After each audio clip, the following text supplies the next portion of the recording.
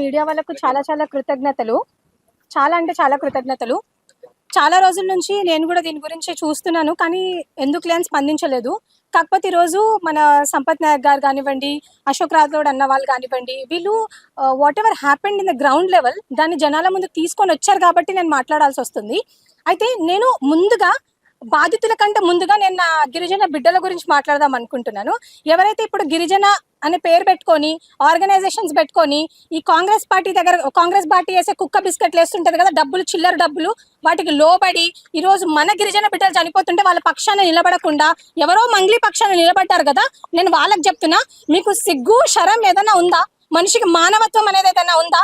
ఈ రోజు మీకు మంగ్లీ మాత్రమే కనిపిస్తుందా? మీకు చనిపోయిన వాళ్ళు కనిపించట్లేదా?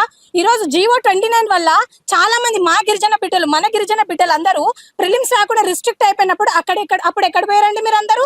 మొన్న అదేదో హాస్పిటల్ అన్నా, ఉస్మానియా హాస్పిటల్లో ఒక గిరిజన బిడ్డ చనిపోతే ఇప్పటి వరకు ఒక్కడు స్టేటస్ పెట్టలేదు. మరి వీళ్ళందరూ గిరిజనులు కాదా?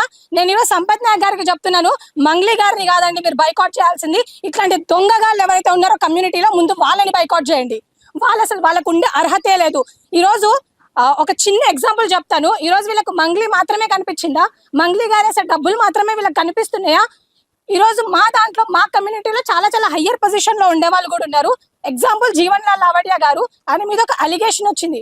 అలిగేషన్ వచ్చినప్పుడు హిస్ నాట్ ప్రూవెన్, ఆయన గిల్టీ ప్రూవ్ అవ్వక ముందే ఆయన మీద అలిగేషన్స్ వచ్చినా కూడా ఆయన గురించి ఒక్కరు కూడా మాట్లాడలేదు. అప్పుడు ఎక్కడ వేరు మీరంతా?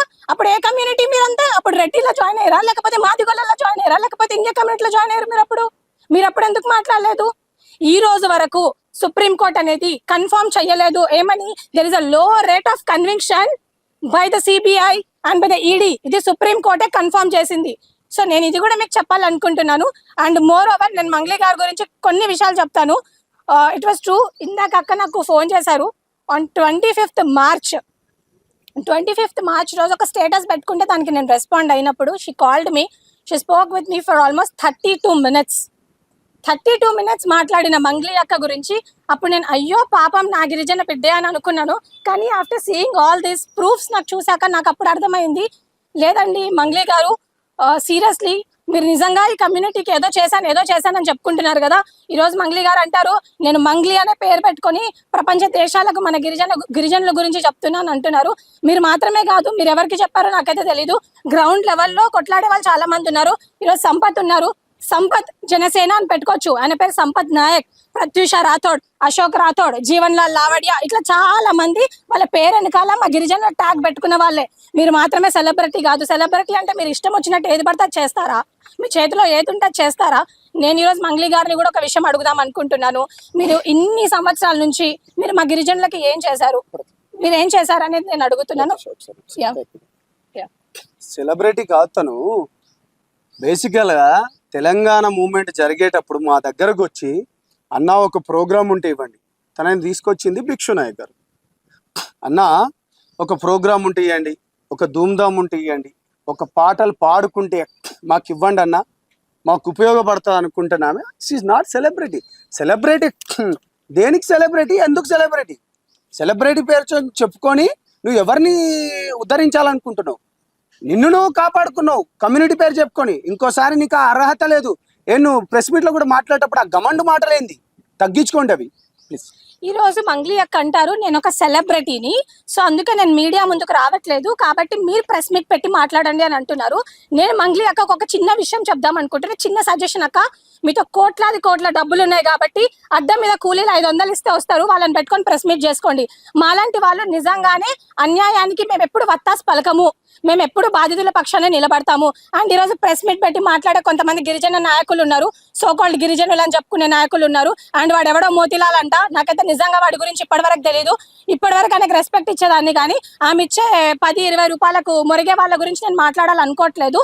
నిజంగా నువ్వు గిరిజన బిడ్డవైతే, నిజంగా నీకు గిరిజనులు అంటే ఏదైనా ఉంటే, మొన్న వచ్చిన బ్యాచ్ అండి వీళ్ళంతా, నిజంగా నీ గిరిజనుల ఒక పక్షాన ఏదైనా నువ్వు నిలబడాలనుకుంటే ఈ బాధితుల పక్షాన నిలబడు. అంతేగాని రేపు పొద్దున నీకు మంగ్లీ వచ్చి ఓటేయదు, నీకు ఈ గిరిజనులే ఓటేస్తారు. సో ఫస్ట్ మీరు బాయ్కాట్ చేయాల్సింది మంగ్లీ గారిని కాదు, బాయ్కాట్ చేయాల్సింది ఇలాంటి ఎదవలని బాయ్కాట్ చేయండి కమ్యూనిటీ నుంచి. అప్పుడే మన కమ్యూనిటీ బాగుపడుతుంది.